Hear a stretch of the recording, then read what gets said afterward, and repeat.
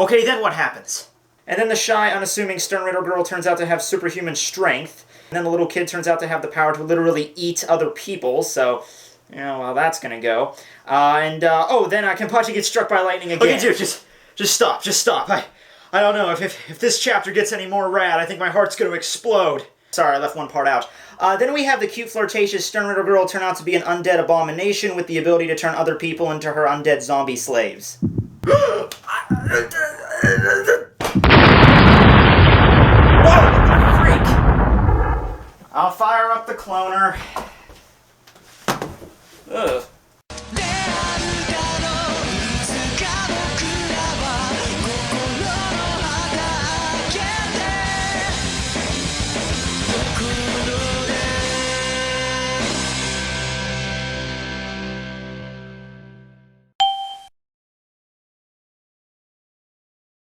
Hey everybody, Rad Tekking101 here to review Bleach chapter number 580, 100th chapter of the final year Blood War arc, entitled The Light. So chapter starts off with Candace Catnip effectively electrocuting the entire group of the 11th Division members that went out to search for Yachiru. Of the casualties included are Yasoi and Tetsuo. No, not Yasoi and Tetsuo, those were like my favorite random members of the 11th Division. They will be sorely missed.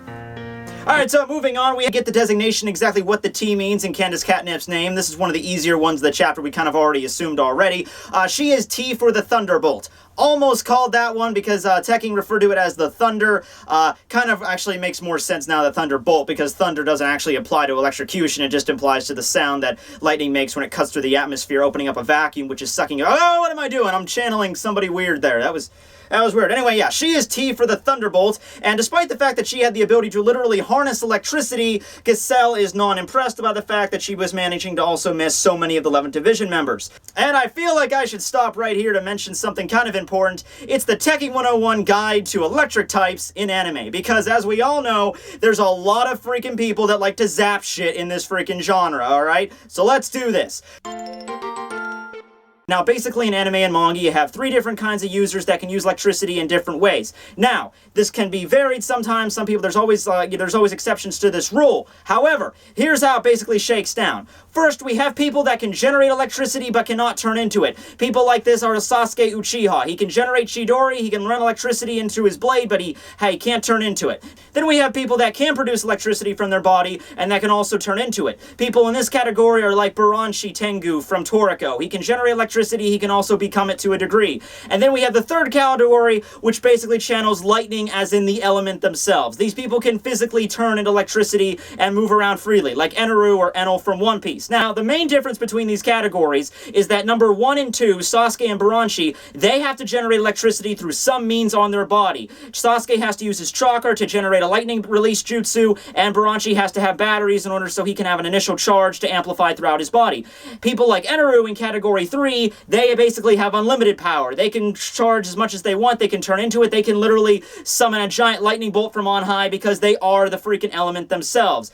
Given this situation, I would put Candace Catnip in the second category, along with Buranshi. She can summon electricity from her body, and she can also turn into it in a degree. We'll see later in the chapter. Also, the fact that she probably needs to have Ryatsu, obviously, to power her ability, so that's the reason why she's ranked number 2. Also, there's that kid from Hunter x Hunter, although I don't read that because it's not totally rad enough, so I don't know what category he fits into. You can figure it out yourself. That's what the comment systems below is for. Anyway, she's about to zap some ants with her ultimate bug zapper technique some more when all of a sudden Kenpachi shows up behind her and almost lands a hit, but she uses her ability and manages to avoid him. So this is what I'm talking about. She doesn't exactly use it to the sense where she turns into electricity and like flies away. She just kind of uses it reflexively just to kind of dodge the attack.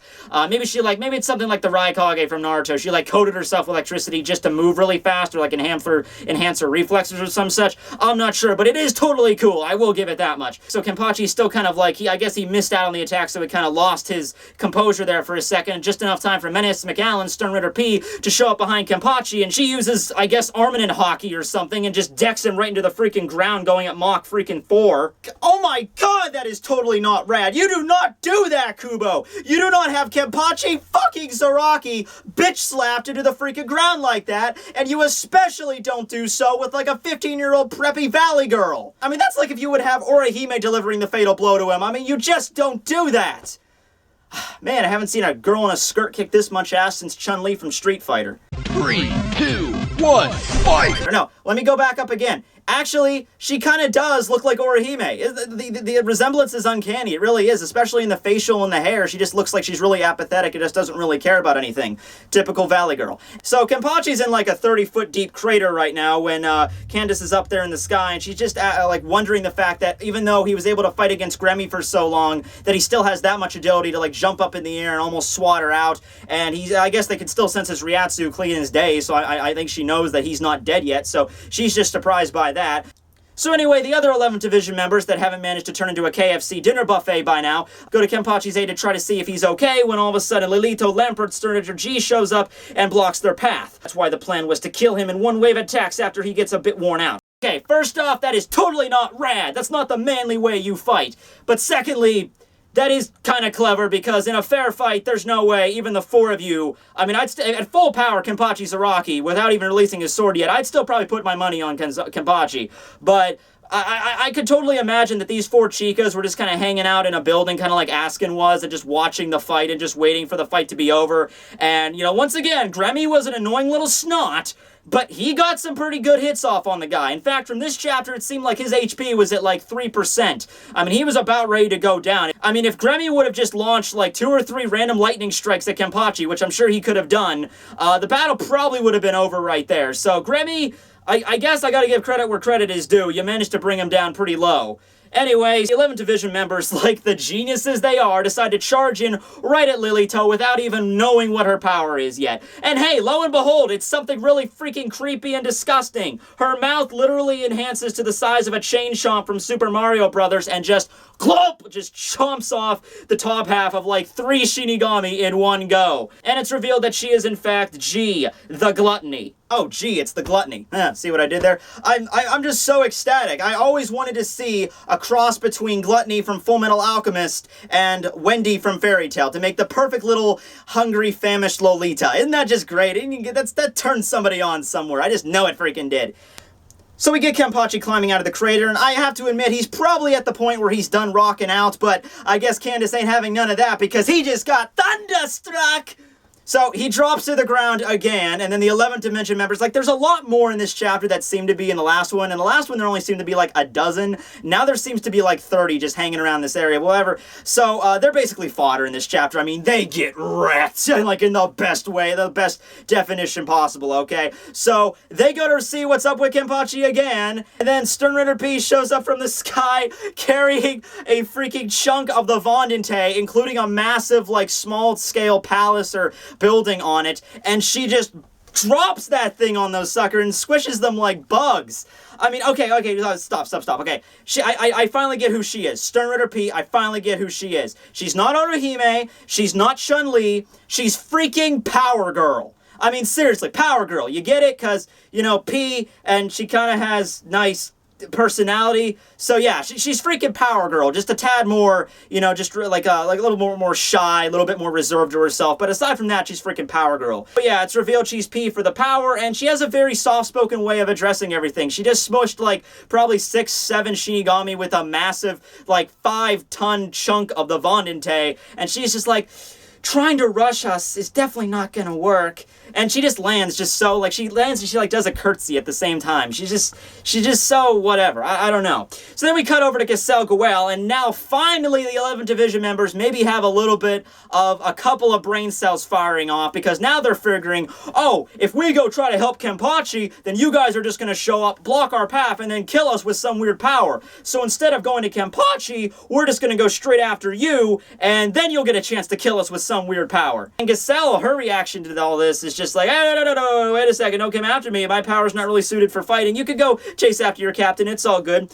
But then she gets cut down in cold blood by, I think that's Shinigami Dave. Yeah, that's it. Shinigami Dave. I like that guy. I think he's next in line to become the captain of Squad 8. So, way to go, Dave. You managed to cut down a teenage girl. Yeah, that position is assured for you now. So anyway, she manages to get cut down. Dave strikes an epic pose. And before she's about to fall, though, she stands back up and she's actually completely fine with the fact that her entire arm was almost cut off and one of her lungs is probably now severely punctured. Oh my god. So, she's a cute teenage girl that's also a zombie. I think I'm in love.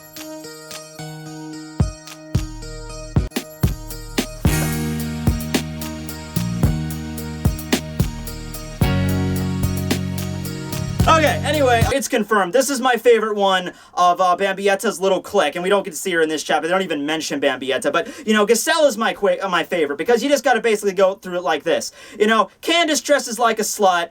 I'm not really into Lolitas that much, and yeah, Manellis is kind of busty, but it's freaking Bleach. We got like 3 or 4 other characters that adhere to that kind of feminism. So, you know what? Screw them! Giselle Goel, baby, you are my pretty woman! Oh, wait, so you aren't dead? Oh, you bet your sweet Bippy she ain't dead. Turns out that she's Sternritter Z, the zombie. You know what? I was going to do the call that shit dance, but I'll just do a little jig because there weren't many Z words people could really come up with. I mean, Zeppelin was one because of the German theme. Zephyr was another one I heard of. Zodiac, but that kind of be ripping off Lucy from Fairy Tale. But whatever, I'll do a nice little short call that shit jig, I guess. Yeah, anyway. Okay, so she's all, you know, blood gushing from her entire body, and now she states that her ability as the zombie is if she ever gets her blood on any of her enemies, I suppose, she can control them at will to the point where she can make them kill themselves. Seppuku time! Oh, not Shinigami Dave! He was my favorite one! We're gonna miss you, Dave! You could have been a great captain! So yeah, she slaughters every one of them, even lifting a finger, and I guess she heals up because of the next panel over here. It looks like her wound's closed up, like her arm's back to the way it was. Little bit of a side note here regarding her, actually. This kind of really draws comparisons to when Jidombo crashed into the 12th Division barracks back in Chapter 500. Now, we were led to believe back then it was Pepe, the one with the, you know, the weird Sternritter wearing the wife beater and the long white beard, and he has the staff, and because we see him on the scene, and he was, like, laughing, and we were led to believe that it was him. But in this chapter, from learning about Giselle's ability, it makes a lot of sense if it was her. I mean, maybe Pepe was just there to observe, kind of like he was with Gremmy's fight. He just kind of shows up behind Askin just to kind of observe. So maybe he's something else. I mean, he could have still done it, but, you know, because it was hinted that he could have controlled Sternritter's, you know, abilities back in the Silburn, back in, like, Chapter 543, I think it was. Actually, the chapter before she was introduced, Giselle.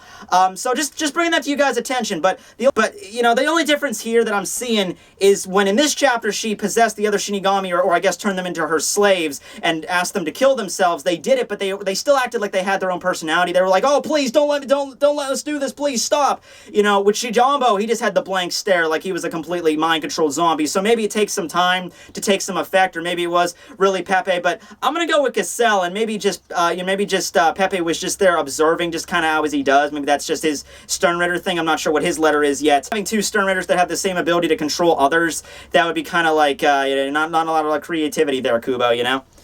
So anyway, they take out pretty much every single member of the 11th Division while Kenpachi is still lying in the freaking crater. He's burnt out. He can't move an inch. Oh god, is this really it? Is this as far as I go? Is Kenpachi Zaraki gonna get punked out by a bunch of freaking girls? Oh wait.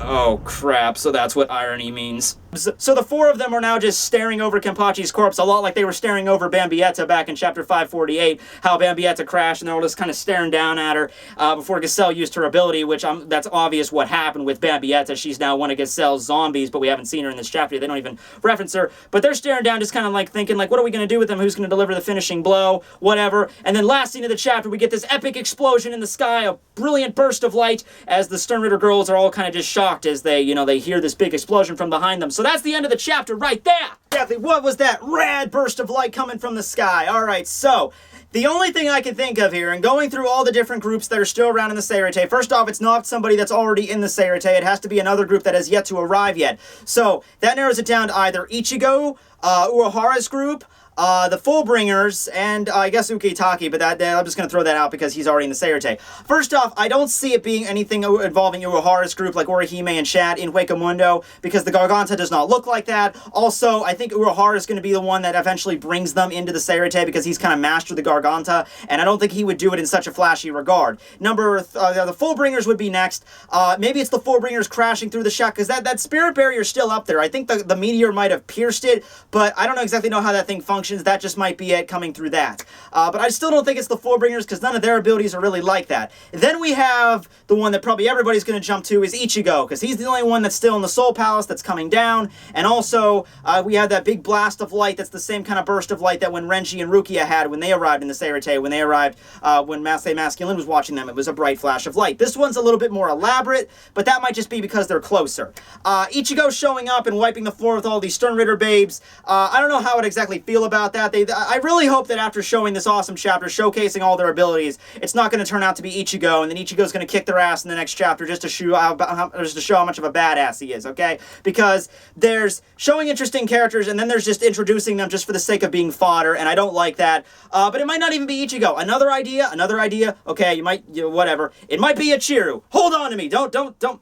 Alright, another idea, okay, whatever, but the other idea is Yachiru. And the only reason I'm saying that, the only reason I'm bringing it up, is because it's vaguely shaped like a cat. It also might resemble a hollow mask too, which leaves credence to believe the Ichigo thing, but it also resembles kind of like what Yachiru's spiritual pressure gave off in that one episode of the anime way back and when Ichigo was fighting against Kenpachi, alright? I'm not putting all my birds in that basket. I'm not putting all my suicide bricks on that... Now, I'm not putting all my suicide bricks on that foundation. I'm just saying it kind of looks like something instead of just a random burst of light. It's forming the shape of something. Either cat or hollow mask. Maybe something completely different. Okay, so that's my idea. I think it's Ichigo. As for the abilities for each of the Stern Ritter women, I'm coming up with the idea that the one you have to look out for the most is Menelaus. Stern Ritter P, the power. Because that right there, the power, that's a pretty vague verb. Or adjective, depending on, I don't know, I'm not smart, I really don't know what it is. Verb, adjective, pronoun, freaking preposition, I don't know. That's a very vague word right there, power. It can mean a lot of things. It might just mean that she's super powered, like freaking Power Girl, but it also could mean maybe she has other power. Maybe she has stronger Ryatsu than anyone else. Maybe her just overall abilities is way stronger. Although it could just be limited to super strength. But I think that's the one you have to look out for. Gluttony, pretty straightforward. You just eat things a lot. You have the ability just to basically eat anything, like Wapple's Baku Baku no Mi from One Piece. And then you have Giselle's, which also is probably the second one you have to watch out for because it enables her to make zombies. Now, I don't know if like she creates Bambietta's zombie, Bambietta's going to be able to use her Volt Standing, going to be able to use all the abilities that Bambietta, like her explode powers. But if she can, then like Ito Tensei style from Naruto, then then she might be number one. Then you might want to be concerned, because then she have problems. But if it's just like her slaves that she could just control as just mindless puppets, number two. And then Candace's is just a standard electrical ability that we've seen a bunch of other times in anime and manga, so, you could still beat people like that. It's just a little bit more annoying because electricity is just really fast. But all in all, I really love this chapter to death. I really did. Just the fact that we got to see these Stern Ritter girls again, and everything. The only thing that would have tied it all together is if we got to see Bambietta show back up. I'm not even really that mad about Kenpachi. I honestly don't think he's gonna die. I really don't. Whoever that is, whatever it is, it's gonna save him. Now, I really hope it doesn't turn into a massive fodder. Maybe just like Ichigo shows up and deals some damage to one of the girls, and the girls are like, oh shit, we gotta get out of here, and then leave. Then again, there's also the idea that one of the girls goes down and then Giselle can just revive them, so that's also an issue there. But I'm loving Giselle. She's probably my favorite one so far. Might be one of my favorite Stern Ritters altogether, because she's freaking awesome. So, hope you guys enjoyed this chapter. Rad Tekking number 8, Hachi, signing out. Woo! Hey everybody, you've been editing in front of my computer for 2.5 hours, Tekking right here to bring you a new segment on the Bleach reviews that I'm going to be doing. They're not all going to be like this. This was the first one, so I kind of forgot to do it when I was downstairs. It was pretty hot in that room, so I just kind of wanted to get out of there so I can get onto this massive editing fest I'm doing. But anyway, this segment is going to be dedicated to me promoting a new channel on YouTube that's either very recent, so they don't have a lot of following yet, or it's been going on for a while and they make really good content. It's just the fact that it hasn't just been gathering steam. So, if you guys guys fall in that category, if you do manga reviews or anime reviews or anything related to anything that I talk about, even Let's Plays to a degree, post below what your channel is, and in like 2 or 3 sentences, just let me know exactly what the basis of your channel is, what you review, what do you do, and then I'll promote you on here.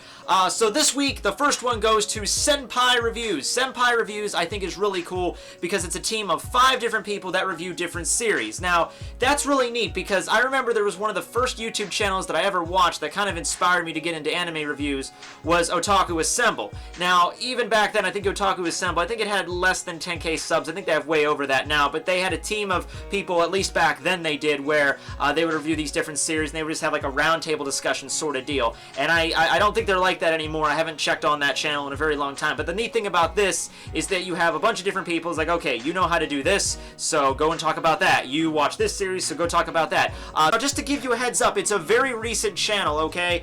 So when you go over there and you see that they don't have a lot of subs and they don't have a lot of videos, don't think that, you know, they're just a very down and out channel, okay? They've only been around, I think, less than a month, or at least their earliest videos is dated back only 2 weeks ago, okay? So give them a shot. Really, I've watched the content. It's really good quality. So yeah, go check it out. They're doing reviews of Naruto, Shingeki no Kyojin, Bleach, I think Fairy Tail getting started really soon, as well as Game of Thrones, which isn't anime related, but, you know, just the fact that you have 5 people branching off into different subject matters is obviously, you know, it just goes hand in hand with that.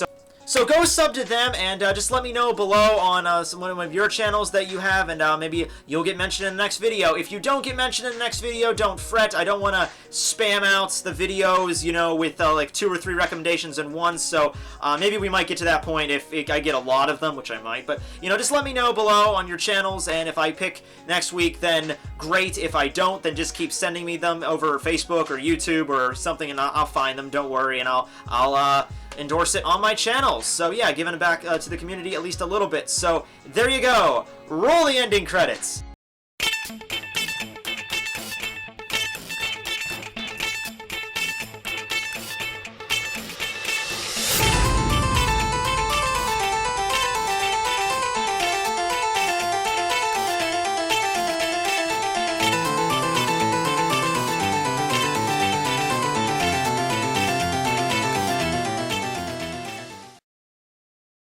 Okay, and next to the mountain plains. Okay, listen, I have made a crucial decision about this place. Every living thing I am killing. I don't care how cuddly it is, I don't care if it's female, male, transsexual, whatever the gender it is. I don't care if it's trying to give me a magical potion. I don't care if it's a wizard that's offering me to send me back home. I am stabbing it a lot!